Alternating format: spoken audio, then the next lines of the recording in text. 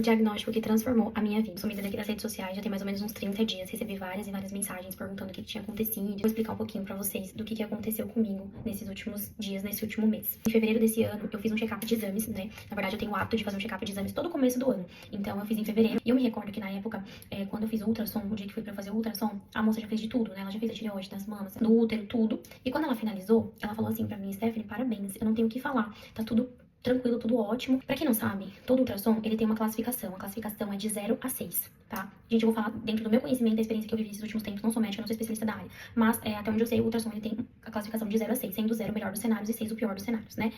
Porém, a classificação 4, ela já é uma classificação preocupante, né? E o 5 e 6 geralmente já é ali um grau muito alto de algo que você tenha. Mas o 4, ele já é preocupante. Inclusive, tem muitas pessoas que são diagnosticadas com câncer já com um grau 4. Passou. Quando foi mais ou menos maio desse ano, né? Tudo desse ano ainda. Eu e o Rafael, nós começamos a conversar sobre ter filhos. Então, a gente teve essa conversa. E aí, vamos, quando? E o meu método contraceptivo é o de Mirena, né? Porque a gente precisa decidir, precisa conversar, porque eu preciso fazer a retirada, né? No momento que a gente entender que é o ideal para a chegada dos filhos.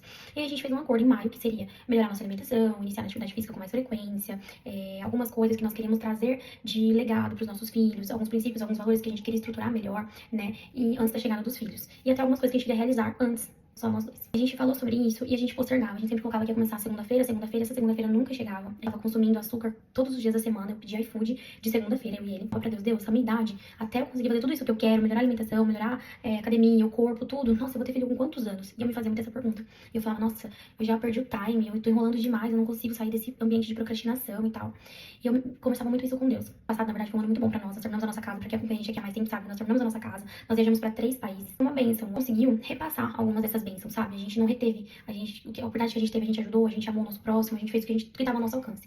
E já esse ano, que a gente já estava na nossa casa, eu sinto que a gente se acomodou muito. E aí a gente já não olhava pro próximo com tanto amor assim, a gente só focava nos nossos objetivos ali, aquela coisa. E olhe lá, nem nos nossos objetivos a gente tava conseguindo focar. Eu senti que foi um ano que o tempo passou e nos consumiu, sabe? A gente não consumiu o nosso tempo, ele nos consumiu. Espiritualmente falando, a gente regrediu muito também, na igreja com tanta frequência, a gente já não orava mais, a gente já não lia a Bíblia, a gente tava literalmente todas as áreas da nossa vida regredindo, menos pro dia 26 de julho, dia 27 de julho. Eu tava tomando banho sozinha, o Rafa tava atendendo um cliente, e aí eu fui tomar banho, e eu fui lavar minha mama, assim, tipo, eu fui tomar banho, e aí eu passei a mão embaixo da minha mama direita, e eu senti um caroço.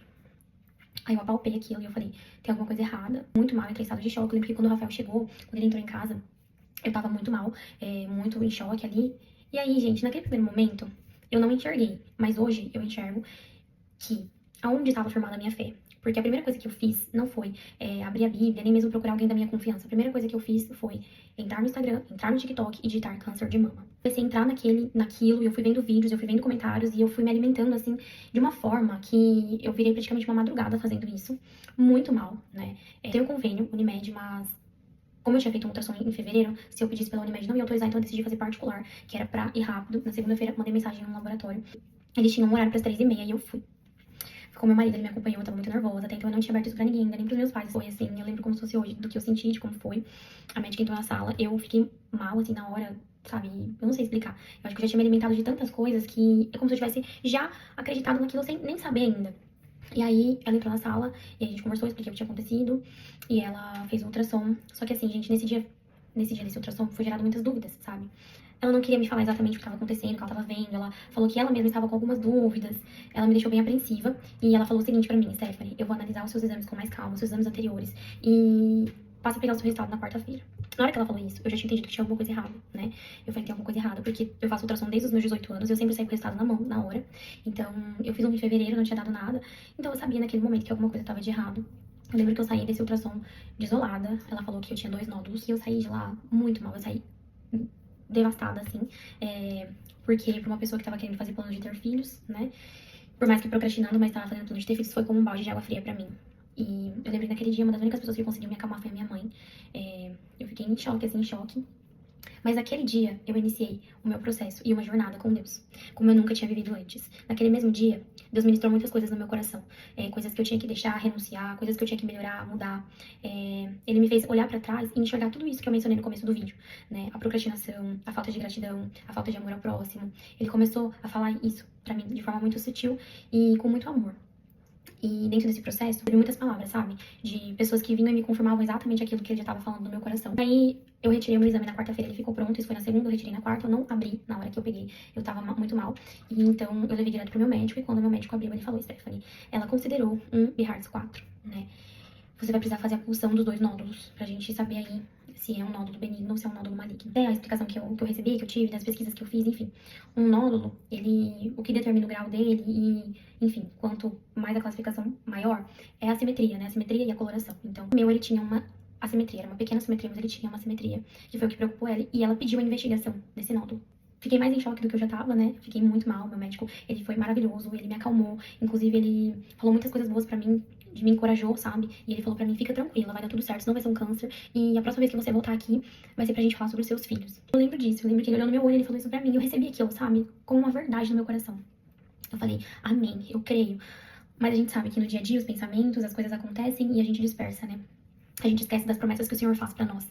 E do quanto Ele é poderoso pra agir e atuar em qualquer situação das nossas vidas. Eu comecei esse processo, né, de forma muito automática. Eu senti no meu coração de mudar a minha alimentação. Eu eliminei quase 6 quilos em 25 dias. E eu não fiz nada assim, gente. Ai, nossa, ficar sem comer. Não fiz nenhuma loucura. Eu simplesmente substituí besteira por comida de verdade.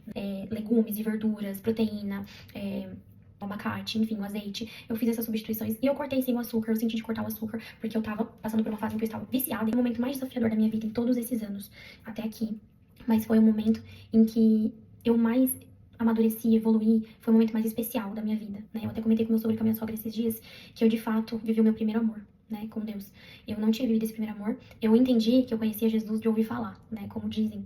E hoje eu conheço ele de andar junto. Eu passei por todas essas experiências maravilhosas, nós fomos moldados na parte da alimentação, atividade física. O Rafa foi super meu parceiro nesse momento, os meus pais também. Principalmente eu melhorei o meu espiritual. Geralmente eu dormia do lado do travesseiro, assim. E quando eu acordava, a primeira coisa que eu fazia era pegar meu celular e ficar ali, sabe? E eu perdia 20, 30, 40 minutos, 1 hora, às vezes até mais. A gente ficou com o propósito de não dormir mais com o celular nos nossos quartos. E a gente deixava ou aqui no closet ou na cozinha. E quando eu acordava, a primeira coisa que eu fazia, eu levantava, segurava a Bíblia e eu ia pro meu quintal, que é um gramado maravilhoso, que Deus me abençoou com esse gramado lindo. E eu ficava lá, e ali eu tomava um sol, eu lia a Bíblia, eu fazia minha oração, meu devocional, falava com Deus, me conectava com Ele. E ali, gente, eu vivi os melhores momentos da minha vida, sabe? Os momentos onde eu fui edificada, onde eu e ele conversava, ele me ministrava. E ele foi todos os dias, ao longo desses 30 dias, ele me falava qual seria o meu próximo passo. A próxima mudança, a próxima renúncia, o próximo ato de obediência, de fé, de coragem. Ele esteve comigo em todos esses momentos. E eu vivi experiências sobrenaturais. Não vai dar pra eu citar todas aqui, mas se vocês quiserem eu posso ir contando nos stories depois. Porque senão o vídeo vai ficar muito longo, já vai ficar longo, mas vai ficar muito mais. Eu marquei a pulsão, né, que é a biópsia. Pra quem não sabe, é um exame invasivo e dolorido em alguns casos. A gente marcou, tinha pra 20 dias depois que eu marquei. E nesse momento, uma pessoa chegou pra mim e falou assim pra mim: Té, eu sinto que Deus quer trabalhar muito a sua fé. Você precisa ter fé daquilo que Ele é capaz de fazer. E eu lembro que eu tava num momento que, por mais que eu tava sendo alimentada, que eu tava muito confiante de que eu tava vivendo uma experiência maravilhosa com Deus, a minha fé tava muito abalada. Eu sempre me perguntava até onde será que o Senhor vai querer me levar. E tá tudo bem, gente, tá tudo bem. Não tem problema você ser tomada às vezes por uma ansiedade, por um medo, por uma angústia. Tá tudo bem. A gente vê, eu fui muito ministrada em cima da palavra de Jó. E a gente vê que Jó, ele passou por isso. Ele ficou entristecido. Ele chegou até a questionar, falar: Senhor, por que eu tô passando por isso? Então não tem problema a gente sentir esse medo. Mas a gente precisa sempre se lembrar onde a nossa fé está firmada. E a nossa fé, ela não está firmada nas redes sociais, ela não está firmada em homens, ela está firmada no Senhor. Então, onde Ele quiser nos levar, Ele vai nos trazer a paz que excede todo o entendimento, pra gente passar por aquilo com força e com coragem. E muitas vezes depende muito mais de nós do que dele, porque Ele tá lá querendo fazer. Mas a gente precisa fazer a nossa parte também. Essa pessoa falou assim pra mim: Té, eu vou te carregar, se for preciso, numa maca, sabe? E eu vou te levar igual aqueles amigos do paralítico, né? Eu não sei se você sabe, mas eu te convido a ler essa passagem que fala do paralítico, que Jesus curou ele. E os amigos dele carregaram ele na maca, colocaram ele por cima do telhado, desceram ele aos pés de Jesus, para que Jesus pudesse dar a cura pra ele, né? E assim, essa pessoa falou isso pra mim: se for preciso, eu vou te carregar na maca, eu vou te colocar por cima do telhado, eu vou te entregar aos pés de Jesus, porque eu vou acreditar até o último minuto que não será nada, que se for, você já está curada. E eu agarrei aquilo no meu coração, sabe? Mas aí, o marido dessa pessoa falou assim pra mim: eu sinto que o Senhor quer conhecer a sua fé. Nós vamos te carregar, nós vamos te levar, nós vamos fazer o que for preciso. Mas Ele quer desfrutar da sua fé. E aí ele falou assim pra mim: repete esse exame. Em nome de Jesus, repete o exame. Vai em outro laboratório, vai em outro lugar e repete esse exame. Demorou 10 dias, gente, pra eu repetir o exame. Eu tava com muito medo. Eu tava com medo da pessoa me falar de cara que era uma coisa ruim, enfim, eu tava com muito medo. Mas eu lembro que o Rafael, a minha mãe, as pessoas estavam me encorajando, sabe, a refazer esse exame. E eu lembro que um dia minha mãe até falou assim pra mim: deixa Deus te surpreender. sabe? Ele vai estar no controle, independente do que aconteceu, do que acontecer, mas deixa ele te surpreender. E aí, a minha mãe marcou o exame, eu criei coragem, falei, mãe, marca. Ela marcou e eu lembro que eu entrei lendo o Salmo 91. Eu tava com muito medo, mas eu entrei lendo o Salmo 91. Eu lembro que quando eu deitei na maca pra fazer o exame, eu olhei assim, tava minha mãe e o Rafa, né? E eu não quis nem olhar pro médico, pro exame, nada. Mas a lágrima escorria, sabe? E eu repeti o Salmo 91. E o médico falou assim pra mim, Stephanie, você sabe que você tem 2 nódulos, né? Eu lembro que eu respirei fundo. E eu falei, sei, doutor. Ele falou assim, mas as características são as melhores possíveis pro cenário. É um Behearts 3. Então, que antes era um Behearts 4, passou a ser um Behearts 3. E pra ele, a recomendação que ele fez foi acompanhar. E a primeira médica tinha pedido uma investigação. Então, aí eu vi o meu primeiro milagre. Eu falei com o meu médico, tudo. A gente optou por seguir com a pulsão. Porque ele falou o seguinte, nós estamos com 2 opiniões diferentes, né? Nós temos um Behearts 3, acompanhamento, e um Behearts 4, investigação. Você vai para uma clínica em Campinas, que eles são especializados nisso, eles têm as melhores máquinas, os melhores profissionais, e eles lá mesmo eles já fazem a biópsia, e você vai pra lá, né, já tava inclusive marcada a biópsia, e você vai seguir com o protocolo que a gente tá fazendo, porque muito possivelmente pode ser que você chegue lá e eles não queiram colher, eles realmente falem, não tem necessidade de colher esse exame, é um Behearts 3, vamos fazer acompanhamento, a gente não vai te submeter a isso, e tá tudo bem. Ele falou, mas eu confio neles, eles vão ser a opinião final, a decisão final do que a gente vai fazer ou não. Porque nós temos 2 diferentes, dia da biópsia. Eu confesso que eu tava com muito medo, né, porque eu já tinha ouvido falar que não era tão confortável esse exame. E eu lembro que um dia antes de eu fazer a biópsia, o Rafa, meu pai e a minha mãe principalmente, estavam chateados, né. A minha mãe, ela tava bem triste. Ela não queria que eu fizesse a biópsia. Ela sabia que ia ser invasivo, ela sabia que ia me machucar. E a minha mãe, desde o primeiro dia, ela sempre falou assim pra mim, você saiu de dentro de mim, eu te gerei aqui dentro, né? Eu sei que você não tem nada. Ela sempre declarou isso pra mim, sabe? Minha vida. E aí, um dia antes de fazer a biópsia, eu lembro que a minha mãe mandou mensagem, falou assim, eu vou com você, né? Eu vou com você e tal. E eu e o Rafa, a gente tava tomando banho, ele tava chateado no banho, né? E eu, com medo. Mas aí, eu lembro que eu falei assim pra eles, o Senhor ministrou no meu coração. Não importa o quanto as pessoas te amem. Não importa o quanto elas quisessem que fosse com elas, que não fosse com você. Vão ter momentos nas nossas vidas que o único que vai poder estar com a gente é Jesus. Não existe nada que as pessoas à nossa volta, que as pessoas que nos amem, possam fazer por nós. Vão ter momentos que vai ser nós e Jesus. Não tem ninguém que possa fazer o papel dele nas nossas vidas. E aí eu lembro que eu falei isso pro Rafa e pra minha mãe. Eu falei pra minha mãe, não precisa ir, porque eu sabia que ia ser dolorido pra ela ver isso, né? E passar por isso também. Então eu não queria. E eu falei pro Rafa, eu sei que você queria que fosse você, eu sei, né? Ele falava isso, ele demonstrava isso. E eu falei pra ele, mas eu preciso passar por isso, né? É eu e Jesus, somos nós, é o meu processo. E eu lembro que eles falavam muito pra mim, você não vai precisar colher a pulsão. Em nome de Jesus, a gente vai criar até o último minuto, que você não vai precisar colher a pulsão. Você vai chegar lá e a médica vai falar, você não vai precisar colher a pulsão. E lá, e eu era a única menina da minha idade. Eram realmente mulheres mais velhas, né? Senhoras. Eu era a única, nova ali. E ali eu já entendi. Eu falei, o senhor quer me levar até aqui, né? Porque esse processo já poderia ter encerrado. No segundo ultrassom que eu fiz, o meu médico poderia ter... Enfim, mas não, eu tô aqui, então eu preciso passar por isso. Eu vou ir até onde ele me levar, né? Enquanto ele abrir o mar pra eu caminhar, eu vou caminhar. Eu vou caminhar. Ele que vai determinar o ponto final disso. Quando isso vai chegar ao fim. Eu falava isso, Senhor, se o Senhor estiver comigo, eu vou passar pelo que eu tiver que passar, né? Independente do resultado, independente de qualquer coisa, a minha oração sempre foi essa. Eu sempre declarei a minha cura, mas eu sempre declarei confiança nos planos dele. A gente entrou, me explicou o que ela ia fazer. E ela falou, eu vou começar fazendo um ultrassom pra entender os seus nódulos, tudo. E depois a gente colhe a pulsão. Eu falei, tá bom. E aí, gente, entrou o meu segundo milagre. Quando ela fez o ultrassom, eu tenho 2 nódulos, um na parte de baixo e um na parte de cima. Ela começou pelo de baixo. E aí ela falou assim, Stephanie, eu não vou colher a pulsão desse nódulo de baixo, porque ele tem as melhores características possíveis pro cenário. Então, eu não vou colher esse nódulo, eu não vou colher a pulsão desse nódulo, tá? Eu não vou te submeter a isso. Agora eu vou analisar o próximo nódulo. Ali, gente, eu lembro que eu sorri, eu lembro que o Rafael, ele tava na sala e ele apareceu atrás dela, assim, sabe? A sala tava escura, mas eu vi o rostinho dele, ele fez assim, tipo, tá vendo? Vai dar certo. E aí ela foi e analisou o segundo nódulo. E ela falou assim pra mim, Stephanie, esse, eu já vou optar por colher a pulsão.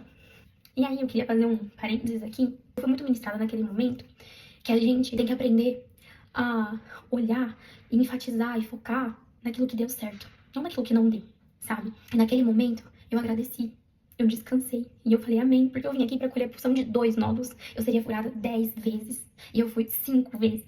Então assim, glória a Deus por isso, né? Ele continua no controle, a gente vai colher desse nódulo e eu tava mais feliz por não ter que colher dos 2, sabe? Do que mais triste por ter que colher de um. E ali eu entendi, sabe? Que muitas vezes a gente acha que o Senhor, ele só tá no bom. Ele só tá na viagem dos sonhos que a gente faz. Ele só tá no diagnóstico positivo. Ele só tá na compra de uma casa, nas coisas boas. Mas o Senhor, ele também tá. Porta fechada, no diagnóstico não tão bom assim, no pneu furado, sabe? Na proposta de emprego que não deu certo. O Senhor, ele tá em todos os momentos. E aí, naquele momento, eu lembro que enquanto ela fazia a pulsão desse nódulo, eu sorria. Eu continuava repetindo o Salmo 91 na minha mente e eu sorria. Eu já tava feliz. Eu já tava feliz pelo meu segundo milagre, né? Terminamos a pulsão, eu fui pra casa, muito grata por tudo que Deus tinha feito já até ali. Deus usou a vida de pessoas pra falarem comigo. E todas as vezes que você pensar que Deus não existe, que Ele não olha pra você, eu vou te contar uma coisa. Quando que eu decidi renunciar ao meu Instagram, enquanto não saísse o resultado da minha biópsia, o último vídeo que eu assisti foi de uma moça falando que ela postergou muito pra ter filhos, né? Apareceu na minha For You, porque vocês sabem, o algoritmo começa a mandar muitas coisas quando a gente começa a pesquisar. E aí eu abri o meu Instagram e já aparecia. Eu abri esse vídeo e a mulher falava, pra você que tá postergando ter filhos, deixa eu te falar uma coisa. Eu posterguei porque eu queria o cenário perfeito. Eu queria a casa perfeita, eu queria ter feito as minhas viagens, eu queria ter isso, ter aquilo. Eu fui diagnosticada com câncer de útero. Eu precisei fazer a retirada do meu útero. E eu não vou poder gerar mais. Gente, eu lembro que eu vi aquele vídeo e eu fechei o vídeo, não consegui terminar de ver o vídeo. E aquele medo tomou conta de mim de uma forma. E eu falei pro Rafael, eu falei, amor, se eu realmente tiver com alguma coisa, né, na minha mama, eu precisar passar por algum tipo de tratamento, eu posso ficar infértil. Eu nem sabia disso. Eu comecei a viajar nisso. Eu falei, meu Deus do céu. Que eu fui tomada por aquele sentimento, né? Culto na minha igreja no domingo. Eu não tinha falado com quase ninguém ainda, só a minha família mesmo que sabia. E algumas pessoas bem mais próximas, assim. Mas uma moça da igreja. No meio do culto, no domingo, ela chegou pra mim e falou assim... Eu tava baixada, orando, né? Tava na hora do louvor, no encerramento do culto. Eu tava baixada, orando e chorando muito. Eu lembro que ela chegou e falou assim pra mim... O Senhor pediu pra eu colocar a mão no seu útero. E falar pra você que haverá vida nesse útero. Você vai gerar. Acreditava que aquilo estava acontecendo. Eu sabia agradecer a Deus porque Ele tinha falado comigo. E ela falou exatamente isso. Ele pede pra te falar que Ele tá te vendo, né? Ele tá te vendo, Ele tá vendo o que você tá passando. E todas essas lágrimas serão transformadas em lágrimas de alegria. Ninguém sabia, a não ser o Rafael. Ninguém sabia, nem a minha mãe, nem meu pai, eu não tinha contado pra ninguém. Só pro Rafa, porque ele me viu chorando por conta disso. E como uma pessoa da igreja sai do lugar dela, vem até o meu lugar, no escuro, no meio de um monte de gente, e ora exatamente por aquilo que eu tava com medo. Nesse período, eu perdi a minha avó. A minha avó faleceu uma semana depois que eu tive esse diagnóstico, né? E ela faleceu de câncer de mama. Então, eu fiquei muito mal. Eu lembro que eu não consegui ir no velório, nem no enterro. Eu tava em estado de choque, literalmente de choque, com tudo aquilo que tava acontecendo. Os meus pais saíram do velório e eles foram direto pra minha casa, porque eu tava muito mal. E eles foram direto pra minha casa pra tentar me ajudar. Minha mãe chegou, eu tava deitada, assim, em estado de choque total. Eu não conseguia falar, não conseguia me expressar. E foram muitas coisas. Mas, em todos os momentos, em todos esses momentos, eu senti o cuidado de Deus, a mão dele, né? Sobre a minha vida, sobre a vida da minha família. Muito grata, né? Por todo esse processo. Depois, ao longo dos dias nos stories, eu quero ir contando algumas coisas, eu quero ir falando. O propósito desse vídeo é falar pra vocês que eu peguei o resultado da minha biópsia. E pra honra e glória de Deus, é benigno, deu tudo certo. Até que ele me sustentou, ele me guardou. E na verdade, hoje eu olho pra trás e eu vejo que como ele foi bom comigo, sabe? Quanto ele colocou a casa em ordem, sabe? Ele me colocou em ordem, ele colocou o meu interior, foi de dentro pra fora. A mudança, ele me colocou em ordem. Nós saímos de um ambiente de procrastinação e de apostasia e nós fomos pra um posicionamento de autoridade, de clamor, de fé, sabe? Tudo que ele fez na minha vida, na vida do meu marido, na nossa casa, na vida de pessoas que estão em volta da gente. E se você tá passando por uma coisa parecida, sabe? Se você quiser me chamar no direct, eu tô aqui, eu tô à disposição. Eu quero orar por você. Eu quero te contar mais a fundo as experiências que eu tive. E deposita a sua fé em mim, porque tem poder no nome dele. Há poder no nome dele pra todas as coisas. E a palavra de Deus fala que ele tem planos pra nós, e planos de abundância. E eu não tô falando de abundância financeira, eu tô falando planos de abundância em todas as áreas das nossas vidas, espiritual, de saúde. Ele tem planos de paz pra gente, desde que a gente faça a nossa parte. Eu queria glorificar o nome de Deus aqui. Ele não solta da nossa mão, e não importa o processo que a gente passe, não importa. Não importa até onde ele vai nos levar, ele vai nos capacitar. E existe propósito. Tô muito, muito, muito feliz por tudo que Deus fez na minha vida nesses últimos 30 dias. Foi literalmente uma reviravolta. Me sinto pronta pra começar essa nova estação da minha vida, que eu creio que vem por aí. E é isso. Deus abençoe.